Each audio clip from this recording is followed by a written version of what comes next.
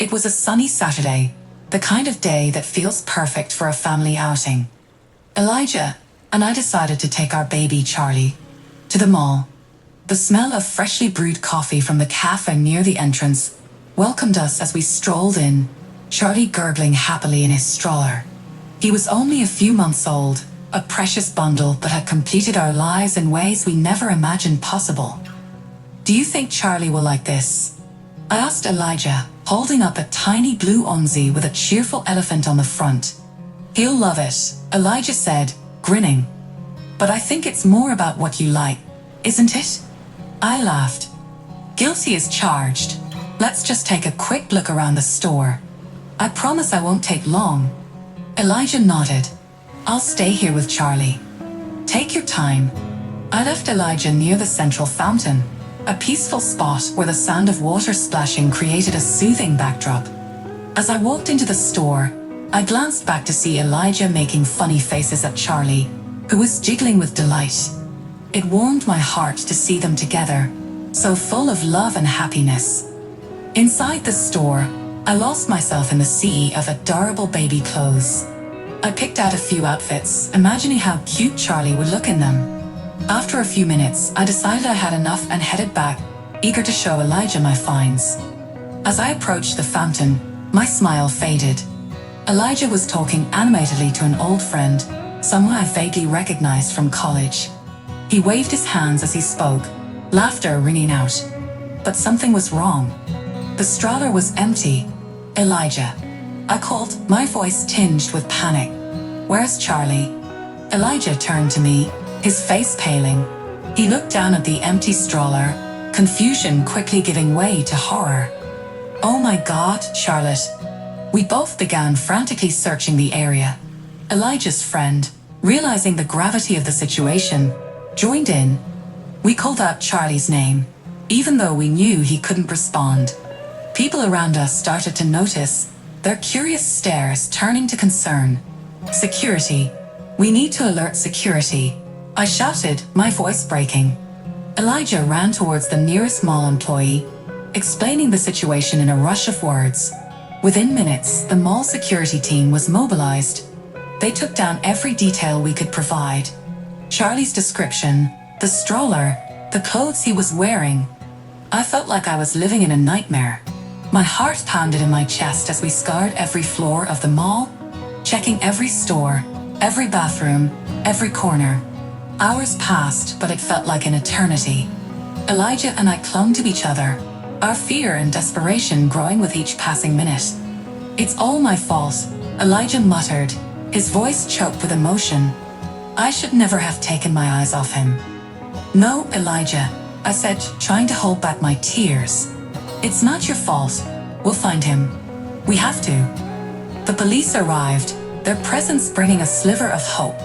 They questioned us, reassuring us that they were doing everything possible to find Charlie. Specialized search teams combed the mall and the surrounding areas. But as the day turned into night, there was still no sign of our baby. Elijah and I sat on a bench near the fountain, the same spot where we had left Charlie just hours before. The mall was closing, the lights dimming, but we refused to leave. My mind raced with terrible thoughts of what might have happened to our son. "Charlotte, we need to stay strong," Elijah said, his voice trembling. "For Charlie." I nodded, clutching his hand. "We will. We'll never give up. We'll find him, no matter what." The days that followed were a blur of police reports, missing person flyers, and sleepless nights. Our once happy home was now filled with a deafening silence. Friends and family offered support, but nothing could ease the pain and guilt we felt. Elijah and I blamed ourselves, replaying that fateful day over and over in our minds. Years passed, but the wound never healed. We never stopped searching for Charlie, holding on to the hope that one day we would be reunited with our son. The day everything changed was the day we lost a part of ourselves, a piece of our hearts that would always be missing until we found him again. 11 years had passed since that fateful day, and though the wound had scarred over, it never truly healed. Elijah and I had carried on with our lives, But the absence of Charlie was a constant, aching void. Our days were filled with a quiet longing, a hope that sometimes felt like it was slipping through our fingers. Then, one ordinary afternoon, something extraordinary happened. We were driving home from visiting friends, the sun casting long shadows across the city's streets. The car was quiet, both of us lost in our thoughts. When we stopped at a traffic light, I glanced out the window and saw a boy selling roses on the corner. His clothes were tattered, his face thin and weary, but his eyes, those eyes, caught my attention. "Elijah, look at that boy," I said, my voice barely above a whisper. Elijah followed my gaze. "What about him?" "I don't know. There's just something about him." I trailed off, unable to put my feelings into words. There was an inexplicable connection, a pull that I couldn't ignore. The boy approached our car, offering a bunch of red roses. "Roses, ma'am. Only $1 each," he said, his voice tinged with a mix of hope and desperation. I rolled down the window and handed him a few dollars. As he reached out, I saw it. A scar on his arm, the same crescent-shaped scar that Charlie had. My heart skipped a beat. "What's your name?" I asked, trying to keep my voice steady. "Mason," he replied, his eyes meeting mine. Elijah leaned over, noticing the scar as well. He shot me a look filled with both excitement and apprehension. "Mason, where do you live? Do you have parents?" Mason hesitated, shifting uncomfortably. "I live with my mom. She's sick, so I sell roses to help out." "Can we talk to your mom?" I asked, my heart pounding in my chest. Mason looked wary but nodded. "Sure, follow me." We followed Mason to a small, run-down apartment building a few blocks away. As we entered the dimly lit hallway, I felt a surge of hope and fear battling within me. We climbed the creaky stairs to the second floor, and Mason led us to a door at the end of the corridor. He knocked gently. "Mom, it's me," he called softly. "I brought some people who want to talk to you." The door opened, revealing a frail woman with kind eyes and a tired smile. "Hello, I'm Harper," she said, her voice weak but welcoming. "Hi, Harper. I'm Charlotte, and this is my husband, Elijah." I began, trying to find the right words. We met Mason at the traffic light, and we noticed something about him. "Can we talk?"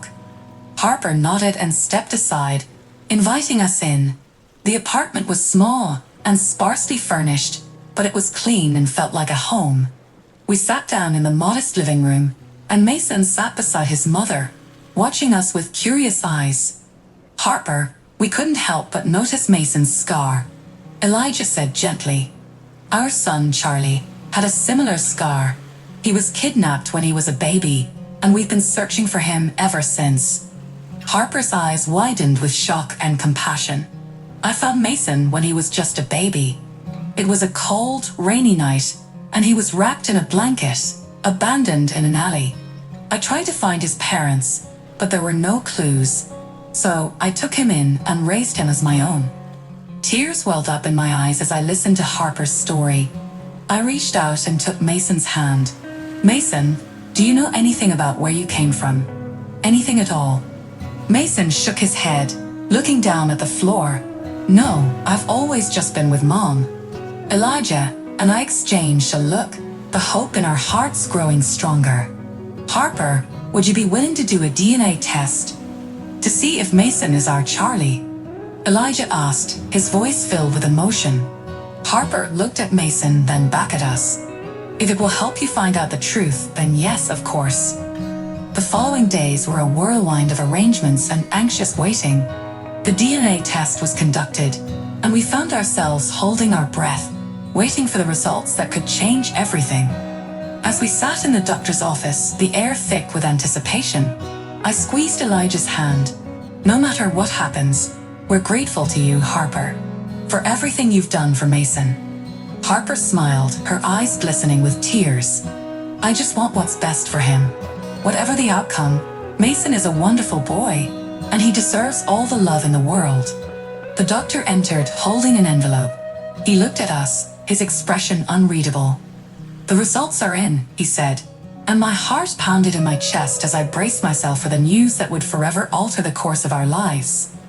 "Mr. and Mrs. Thompson, Miss Harper, thank you for your patience," he began.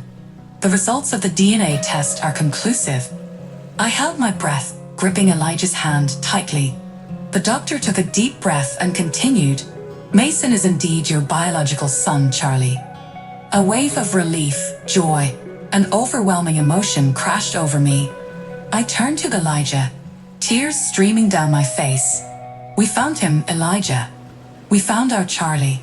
Elijah pulled me into a tight embrace, his own tears mingling with mine. "We did, Charlotte. We did." Harper watched us, her own eyes wet with tears. "I'm so happy for you both," she said softly. "Charlie is a wonderful boy.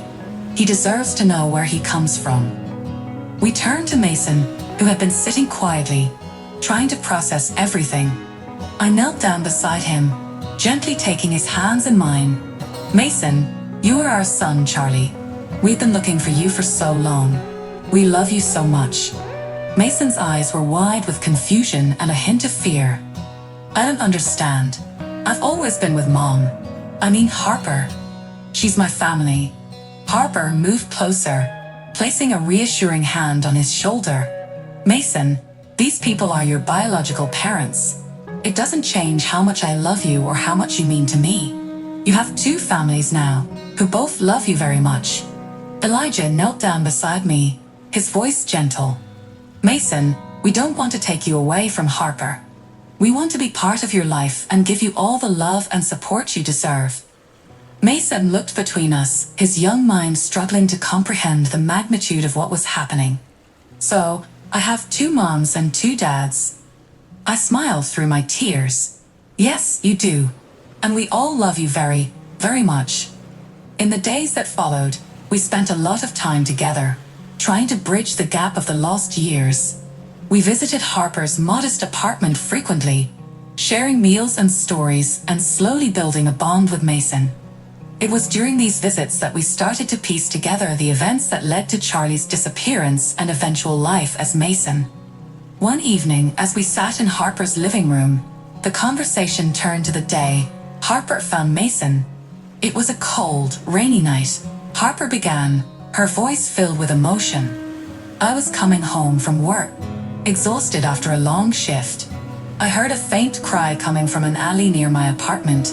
I went to investigate and found a baby, wrapped in a tattered blanket, shivering and alone. I couldn't just leave him there." She paused, tears welling up in her eyes. "I tried to find his parents, but there was no trace of them. It was as if he had appeared out of nowhere. I took him in, named him Mason, and raised him as my own. I never imagined he had a family out there searching for him." Elijah and I listened intently, our hearts breaking at the thought of our baby abandoned in the cold. "Harper, we can't thank you enough for what you did," Elijah said, his voice thick with emotion. "You saved our son's life. We owe you everything." Harper shook her head. "You don't owe me anything. Mason, Charlie, brought so much joy into my life. I can't imagine my life without him." As we continued to talk, we learned more about Harper's struggles and the sacrifices she made to provide for Mason. Despite her own hardships, she had given him a loving home and a mother's unconditional love. It was clear that Mason had thrived under her care, and for that, we were eternally grateful. "Harper, we want you to be part of this journey," I said one evening, my voice filled with conviction. "We want you to move in with us, so we can all raise Charlie together. You are his family too." Harper looked surprised, her eyes widening. "Are you sure? I don't want to intrude or disrupt your lives." Elijah nodded. "We're sure. You've been his mother for the past 11 years. We want to honor that and ensure Charlie has all the love and support he needs. Our home is your home." Tears filled Harper's eyes as she nodded. "Thank you. This means more to me than you can imagine. For Charlie, I would do anything." The move was a bittersweet transition. Harper packed up her modest belongings, and we made room for her in our home, creating a space that was warm and welcoming. We decorated a room for her, filled with thoughtful touches to make her feel comfortable and valued. As we settled into our new family dynamic, we faced challenges and joys alike. There were moments of tension as Mason adjusted to his new reality, and times of overwhelming happiness as we bonded and grew closer. Through it all, the love we shared as a newly united family gave us the strength to face the future together.